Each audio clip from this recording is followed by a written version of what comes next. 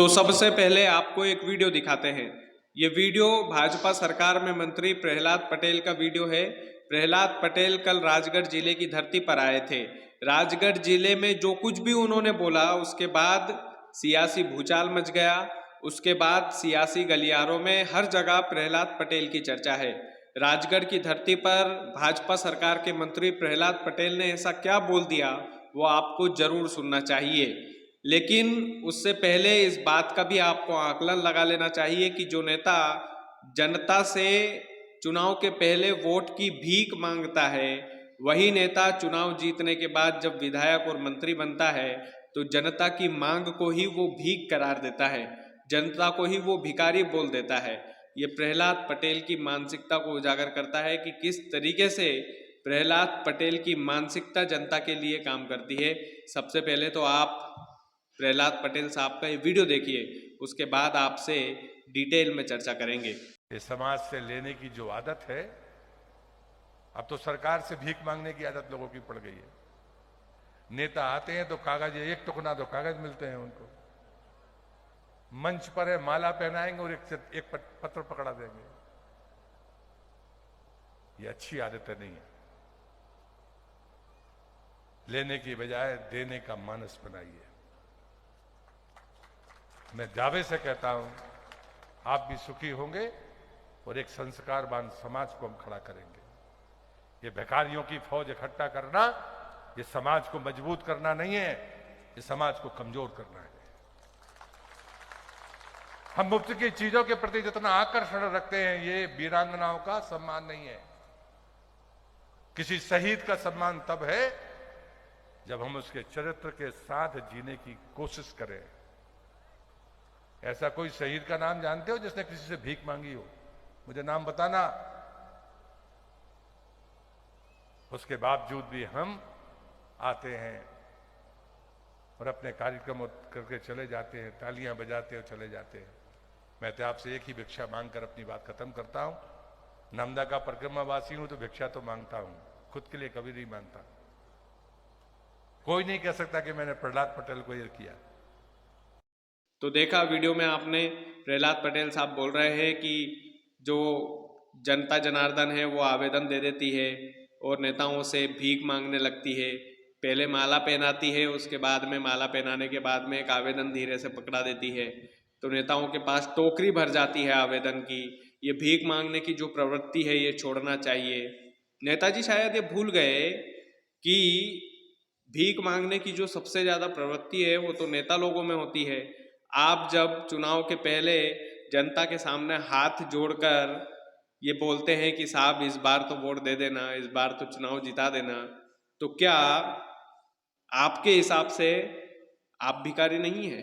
क्या आपकी भीख मांगने की प्रवृत्ति नहीं है? अगर इतना ही गुर्दा है आपके भीतर तो जाहिर सी बात है आपको भी जनता जनार्दन के सामने चुनाव के समय भीख नहीं मांगना चाहिए। यदि आप जनता की मांग को भीख का नाम दे रहे हैं तो ये बिल्कुल शर्म की बात है। कांग्रेस ने भी इस पर आरोप लगाया है कि मध्य प्रदेश की जनता अगली बार प्रहलाद पटेल साहब को दिखा देगी कि वो भिखारी है कि नहीं है।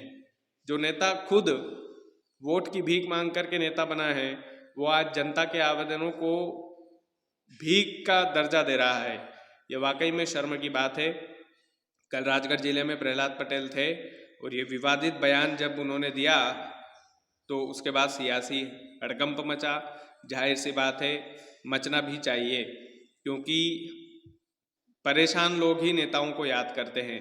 जिन लोगों के जीवन में असल परेशानी है, कोई मज़ा तो नहीं आता कि यार कोई आवेदन छपवा कर लेकर आएगा, उसके बाद में नेताजी को वो देगा, भीड़ में परेशान होकर के नेताजी के हाथ में वो आवेदन देगा।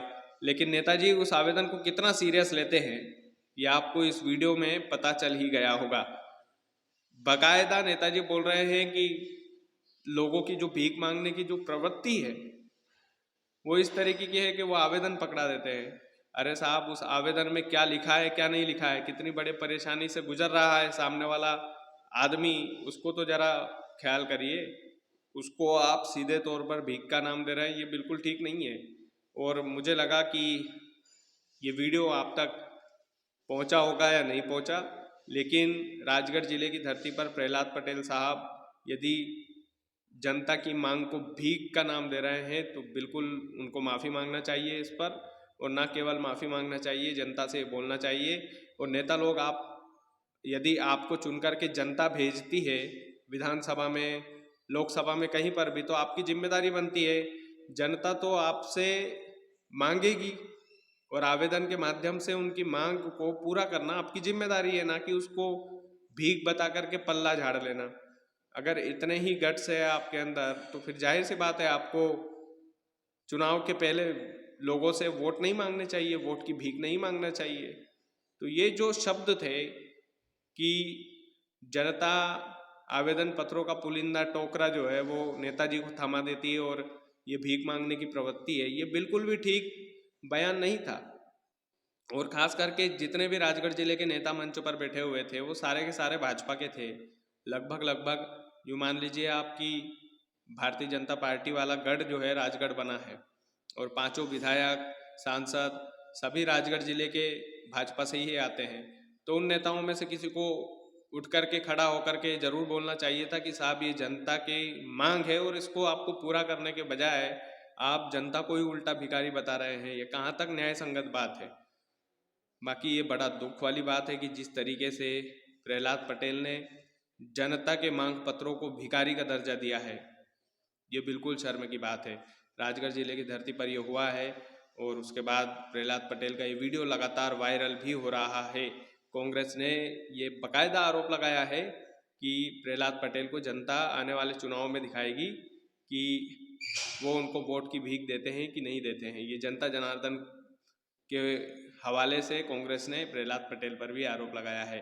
बाकी आप वीडियो को ज़्यादा से ज़्यादा शेयर कीजिएगा। चैनल यदि आपने सब्सक्राइब नहीं किया है तो प्लीज़ कर लीजिएगा। बहुत बहुत धन्यवाद।